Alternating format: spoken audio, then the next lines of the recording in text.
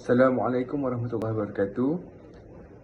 My name is Ahmad Alif Imran Muhammad Azmi, and today I have a video presentation of EDU 550. So let's start with my introduction. My full name is Ahmad Alif Imran Muhammad Azmi. My student ID is 2024767119, and currently I am studying in a Bachelor of Science Education, Hans Biology. My group is ED 2473A, and my research title is The Balance of Gadgets Used Amongst Secondary School Students. Now let's go through our research problem and also objectives of the study. So, what is my research problem? So, the excessive use of digital gadgets among secondary school students has led to various, which is academic, psychosocial, and behavioral challenges. With increased screen time, the students often experience reduced focus, social isolation, and also academic underperformance. So, this will create a concern for educators and also school administrations. Next, for the objectives of the study, we have two objectives, which is the first one.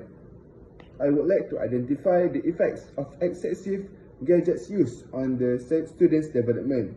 Second, I want to identify the roles of schools in helping students in balance healthy gadget use. Now let's go to my literature review. So the first literature that I will review for today is from Aisha Alim and also Tan Wei Jie in 2021. So their method is experimental study in secondary schools. So what are their key findings? Their key findings is the students exposed to digital wellness programs improve their focus and also reduce daily screen time. So by getting the awareness from the external source, they can improve their focus, and also having they're aware on how much screen time they have daily. And also, how does it support my topic? It supports my topic of case study by the effectiveness of school-based interventions in managing gadget overuse. Next, for the second literature is from Mastuti RD and also Puspita in 2023. What are their method? The qualitative descriptive research using classroom observation and also student surveys. What does they find? So students become passive learners and are easily distracted by non-educational content like TikTok. There are also educational content, but I think most of it is non-educational. So how does this support my topic? This literature reinforces the negative impact of gadget overuse on student motivation and engagement. It does align directly to my case study objective to assess how gadget affect student development and also learning behavior. The last literature that I will review for today is Wong J and Harris J in 2023. So what are their methods? Their methods is comparative analysis of school with and without mobile phone lens. So what does they find? School enforcing strict mobile phones policies shows improved class participation and also academic performance. So by having these policies, the students can become more engaged into their academic. And how does this support my topic? The literature reinforces how school policies directly influence students' gadget habits and also academic performance. So this is some of the relevant theories that are related with my case study.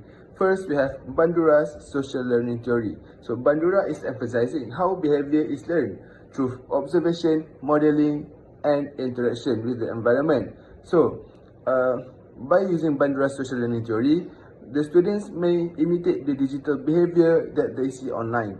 Then we have Erikson's psychosocial development theory. Erikson's theory emphasizes on adolescents' identity. So the excessive use of gadgets can impact the adolescent's developmental stage. Then we have cognitive theory. So this suggests on how digital distractions may give the students divided attention, and then they cannot be focused on things that they need to. Okay, now we are at methodology. So in methodology, we have 4 procedures. So first, which is method use, sampling, data collection procedure, and also interview questions. So for the method use, I use a qualitative research design was using the semi-structured questions and interview the secondary school teachers. Okay, so for the sampling, I interviewed two types of teacher. Okay, so the first one is a veteran teacher with 29 years of experience of teaching. Then for the second teacher, it is a semi-newer teacher compared to the first teacher. Then for the data collection procedure, the interview was did online in Google Meet. The question was asked by me, and then the teacher will answer it directly. So their answers was transcribed and analyzed using the thematic analysis. Finally, the interview questions, I am really emphasizing for the questions to be really accurate for my first and second objective. Okay, so what are the similarities that I find from both teachers? Okay, so both teachers noticed a decline in academic performance due to the gadget overuse. Both teachers also mentioned students becoming more introverted and socially withdrawn. Lastly, both teachers saw shorter attention spans in class and also preferred digital over physical interactions. So what are the differences that I found between these teachers? So the first teacher emphasized disciplinary issues and lack of sleep, while the second teacher is focused more on critical thinking challenges and student passivity. Then the other differences that I found is the first teacher highlighted the specific school strategies, while teacher second leaned toward the suggesting of parental collaboration and creative solutions. So for the main findings of my case study is, first, academic impact. This shows the decrease that I see, the decreased task completion and poor focus of students. Then psychosocial effects. I can see the social isolation and also low self-confidence in the students. Then the third one is attention issues. They have high distractibility and also short attention spans. The third one, the fourth one is teacher challenges. The teacher challenges on managing discipline and also motivating critical thinking of the students is very, very hard.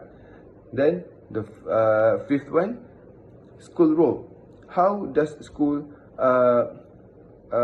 control the screen time of the students, which is phone bans, awareness campaigns, and also teacher guidance. Lastly, the parental role. How parents must do screen time monitoring and also involvement in school initiatives. We are almost at the end, so now we are at conclusion and recommendation. For the summary of key findings, so the excessive gadget use is linked to the lower academic performance, reduced classroom focus, and also negative social behaviors. And then what I see is also how teachers face challenges on keeping their students engaged and also how to motivate their critical thinking. Next, how schools want to enforce their education and activities to reduce the daily screen time of their students. Finally, how parental collaboration with schools manage to control their children or students of the school daily screen time. From my idea, these are some future research that can be done by explore the impact of digital literacy programs, conduct a comparative study between urban and rural schools, and lastly, the long-term physiological effects of early gadget exposure. There are many more future research that can be done for our future. I also have some recommendations for school, parents, teachers, and also policymakers. Okay, for schools, they need to enforce consistently in their schools to make sure the students really aware of the imbalanced use of gadgets. Next, for teachers, they need to integrate responsible tech use into the lessons, like even storytelling about it. And then, parents, they need to monitor the usage of gadgets of their children to reduce their screen time. Finally, for the policymakers, so they need to provide training for teachers on handling tech lessons. And also to update school policies accordingly. This is the reference page that I use to make my literature review.